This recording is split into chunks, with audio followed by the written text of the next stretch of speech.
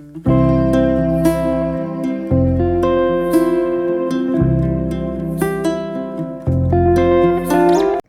Morning everyone, I am doctor Rajni Sharma. उम्मीद counselling centre Gurugram से आप सभी का स्वागत करती हूँ। और आज हम अपने मेंटल हेल्थ के टॉपिक को ही कंटिन्यू करेंगे।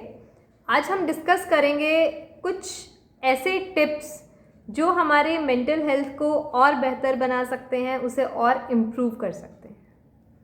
सबसे पहला पॉइंट जो है डिस्कशन का, वो है टॉक अबाउट योर फीलिंग्स।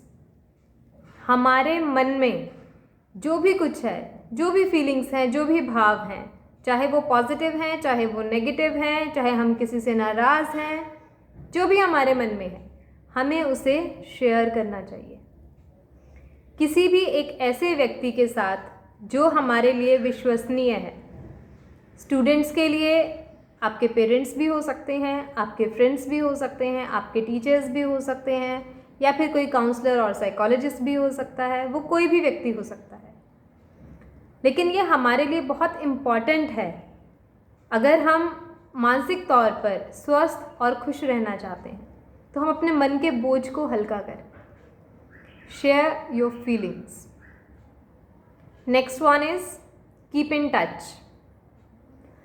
आज के समय में किसी भी व्यक्ति के पास समय नहीं है, सब बहुत बिजी हैं, पता नहीं कौन सी दौड़ में सब शामिल हैं, और अपनों के लिए ही हमारे पास वक्त नहीं है। चाहे वो छोटे हैं, स्टूडेंट्स हैं, बड़े हैं, कोई भी हैं, आप किसी से भी बात कीजिए, सब लोग बहुत आराम से कह देते हैं कि भाई टाइम ही नहीं मिलता, क्या करें। हमें वो समय निकालना है। जो हमारी सोशल लाइफ है, हमें उसको बनाए रखना है अपने बेहतर स्वास्थ्य के लिए। अगर हम किसी और के लिए भी नहीं करना चाहते, कम से कम खुद के लिए तो करें। हमें अपने बेहतर मानसिक स्वास्थ्य के लिए अपनी सोशल लाइफ को जिंदा रखना है, लोगों के साथ संपर्क बना के रखना है, जो भी हमारे रिलेटिव्स हैं, जो भी हमारे नियर एंड डियर वंस हैं। Next one is ask for help. आज भी हमारे देश में साइकोलॉजिस्ट के पास जाना एक टैबू समझा जाता है। लोग अगर शारीरिक रूप से परेशान हैं, किसी बीमारी से ग्रस्त हैं, तो वो डॉक्टर के पास जाते हैं, बहुत खुश होते हैं। लेकिन अगर आप मानसिक रूप से स्वस्थ नहीं हैं, परेशान हैं, तो किसी साइकोलॉजिस्ट के पास या काउंसलर के पास जाना कहीं ना कहीं आपके अंदर एक झिझक पैदा करता है। तो ये मेरी आप सभी से अपील है, चाहे वो बच्चे हैं या वो बड़े हैं, टीचर्स हैं, स्टूडेंट्स हैं, कोई भी हैं, if you really need help, तो प्लीज़ आप उसके लिए किसी भी प्रकार की शर्मिंदगी महसूस ना करें। कोई झिझक आपके मन में नहीं होनी चाहिए। हमें स्वस्थ रहने का, खुश रहने का पूरा अधिकार है, तो हमें अपनी मेंटल हेल्थ को भी बनाए रखना है। और अगर हमें अपने जीवन में किसी भी स्तर पर आकर ऐसा लगता है कि मुझे ज़रूरत है किसी की सहायता की, तो हमें आगे बढ़ना चाहिए। Ask for help. आप किसी से भी हेल्प ले सकते हैं, आप किसी एक्सपर्ट से हेल्प ले सकते हैं, किसी साइकोलॉजिस्ट से हेल्प ले सकते हैं, आप अपने रिलेटिव से हेल्प ले सकते हैं, अपने पेरेंट्स से हेल्प ले सकते हैं। लेकिन कृपया बोलें, बताएं कि किस परेशानी से हम जूझ रहे हैं। Next one is keep busy. अपने आप को थोड़ा सा हमें बिजी रखना चाहिए, कुछ ऐसी एक्टिविटीज़ में बिजी रखना चाहिए जो कि करना हमें बहुत पसंद है।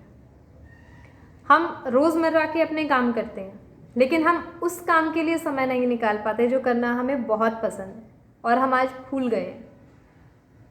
हो सकता है आज हमारी प्रायोरिटीज़ बदल गई हैं, हो सकता है आज हमारे पास समय सीमा थोड़ी सी बंध गई है, लेकिन हमें अपने उस एक्टिविटी को, अपने उस शौक़ को ज़िंदा रखना है, अपनी मेंटल हेल्थ को बनाए रखने के लिए। Next one is take a break. ये हम सब जानते हैं, बच्चे भी बहुत बेहतर तरीके से जानते हैं।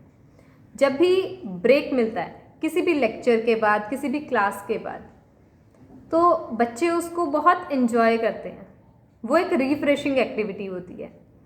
ना सिर्फ बच्चे, इवन बड़े, टीचर्स भी। जब हम एक काम करते हुए थक गए हैं तो हमें ब्रेक लेना चाहिए, या फिर हमें लगता है कि हम अपनी पूरी एफिशिएंसी के साथ वो काम नहीं कर पा रहे हैं तो हमें थोड़ी देर का ब्रेक ले लेना चाहिए, जो कि ओवरऑल हमारी एफिशिएंसी को भी बढ़ाता है, हमारी परफॉर्मेंस को भी बेहतर करता है और इसके साथ साथ हमारे मेंटल हेल्थ को भी इम्प्रूव करता है। इसके अलावा हमें दूसरों की मदद करनी चाहिए। जब हम किसी की मदद करते हैं तो एक पॉजिटिव फीलिंग हमारे मन में रहती है, एक ऐसी भावना हमारे मन में रहती है जो हमारे अंदर एक खुशी की लहर लेकर आती है। और अगर हम खुश हैं तो हम मानसिक रूप से स्वस्थ हैं। हम किसी की भी हेल्प कर सकते हैं। हमारे घर में बड़े बुजुर्ग हो सकते हैं, कोई छोटा बच्चा हो सकता है, छोटे भाई बहन हो सकते हैं। हमें अपनी हेल्प करनी चाहिए, दूसरों की हेल्प करनी चाहिए। इससे ना सिर्फ दूसरों का बल्कि हमारा भी भला है। Next one is smile.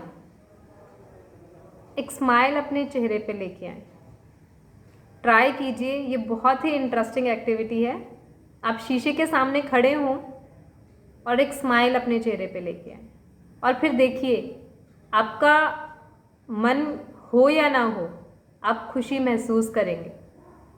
Psychology में हम इसे फेशियल फीडबैक हाइपोथेसिस भी कहते हैं। इसका मतलब है कि जैसी हम मसल्स को शेप देते हैं, अपने फेस की मसल्स को हम जैसी शेप देते हैं, हम वैसा ही फील करना शुरू कर देते हैं। तो प्लीज़ आप ये ज़रूर ट्राई करके देखिए कि कैसे ना चाहते हुए भी, हो सकता है हम उदास हैं, किसी चीज़ से परेशान हैं, लेकिन एक स्माइल, एक छोटी सी स्माइल हमारे लिए इतनी कारगर साबित हो जाती है और हम बहुत ही बेहतर फील करते हैं। Next one is accept who you are. बहुत इम्पॉर्टेंट पॉइंट है ये।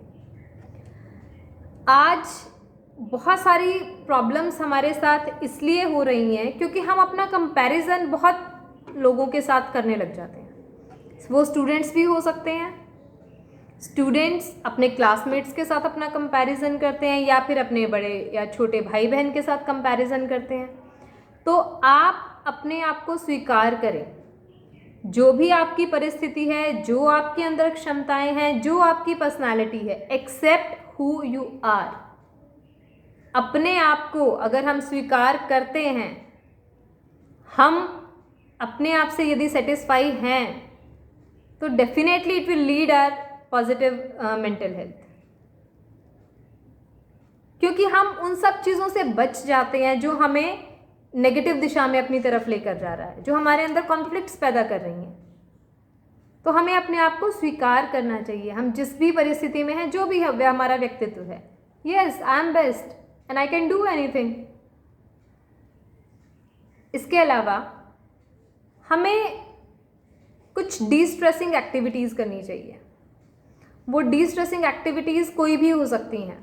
कोई म्यूज़िक सुनना, खाना बनाना, घर का कोई अन्य काम करना, पढ़ाई करना, कुछ स्पेसिफिक किताबें पढ़ना जो हमें पसंद है, स्टोरीज़ या कोई डायरी लिखना, पेंटिंग, ड्राइंग, कुछ भी, एनीथिंग जो आपको पसंद है, जो आपके लिए डी स्ट्रेसिंग एक्टिविटी है, उसको अपने रूटीन में शामिल कीजिए। ये हमें हर प्रकार से एक बेहतर एटमॉस्फेयर प्रदान करता है और हम उसमें फ्लरिश करते हैं। एक और बहुत इम्पॉर्टेंट चीज़ है, हमें सही पोषक तत्व लेने चाहिए अपने आहार में। हमें प्रॉपर डाइट लेनी चाहिए। हम सब ये जानते हैं कि अगर हम अच्छा खाना खाते हैं, सभी न्यूट्रिएंट्स लेते हैं, पोषक तत्व लेते हैं, तो हम फिज़िकल तौर पर स्वस्थ रहते हैं। लेकिन ये भी हम साथ में जानते हैं कि ना सिर्फ फिज़िकली अच्छा आहार हमारे मानसिक स्वास्थ्य के लिए भी उतना ही इम्पॉर्टेंट है जितना कि फिज़िकल के लिए। और यहाँ मैं एक चीज़ और आपको बताना चाहूँगी जो कि WHO भी इस चीज़ को रिकमेंड कर चुके हैं कि अगर हम ब्रेकफास्ट मिस करते हैं तो ये हमारे ब्रेन के लिए, हमारे ब्रेन सेल्स के लिए, हमारी मेंटल हेल्थ के लिए बहुत ही नेगेटिव साबित होता है। तो मेरी ये सभी बच्चों से ये रिक्वेस्ट है, स्पेशली स्टूडेंट्स, मैंने ऐसा बहुत देखा है, बहुत सारे ऐसे केसेस देखे हैं, ज़्यादातर बच्चे ब्रेकफास्ट मिस करते हैं, स्किप कर देते हैं, छोड़ देते हैं। तो कृपया आप अच्छा आहार लें, कंप्लीट सभी न्यूट्रिएंट्स को अपने आहार में शामिल करें और सबसे इम्पॉर्टेंट ब्रेकफास्ट मिस ना करें। Thank you.